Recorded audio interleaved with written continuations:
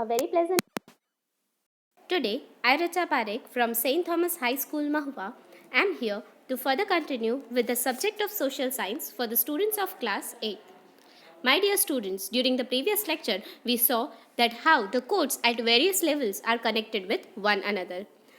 We also saw an example of that is considered as a case study, that how the residents of the local residents and the municipality and the town improvement trust had a clash.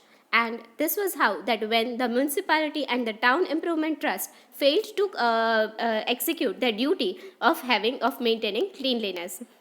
Today we are going to study about, can any citizen appeal in a court? As we know that all the courts are interlinked with each other.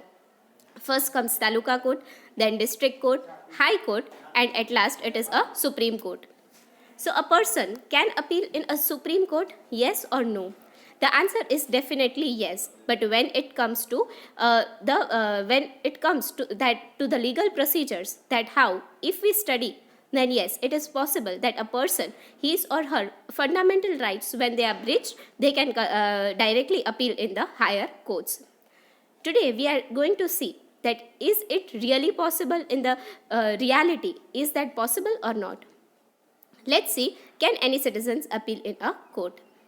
We have learned that any citizen can appeal in the court for his or her protection of fundamental rights. But in reality, poor people find it very difficult to go to the court. The legal procedures not only require a lot of money and paperwork, but also it is very time consuming. As we know, the legal system, the judiciary system of India, it is very time consuming. When a poor person is filing any appeal, it takes lot of money and also a paperwork.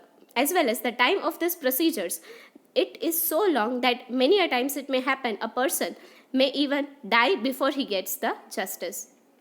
For a poor person who is illiterate and incurring irregular incomes, it becomes really tough for them to go to the court and demand justice. The laborers, those who are earning on the regular basis, that if they are getting a pay scale of a day to day, then it becomes very difficult for them to go and spare the money in order to get the justice.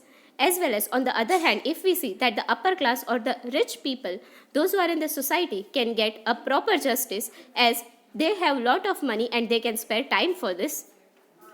Let's see the further part. Keeping this fact in mind, the Supreme Court announced the provision of public interest litigation in the year 1980.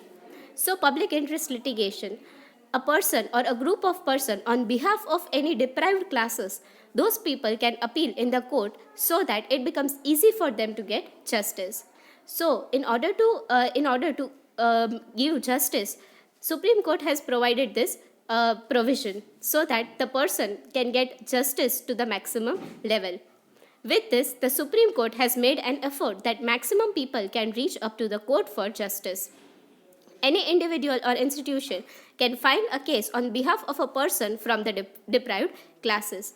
So, keeping in mind about the local people, about the people, those who it is very difficult to get the justice, it becomes easy for them, and hence PIL was introduced in the year 1980. Any particular individual or an institution can file the case on behalf of some other people. If any fundamental rights are being violated, then a citizen can appeal straight in the High Court or the Supreme Court. And hence, in order to get a proper protection regarding the rights and duties, the fundamental rights, which is the right of each and every citizen, those who are born in India. So, if that is being violated, a person can directly appeal in the High Court or the Supreme Court.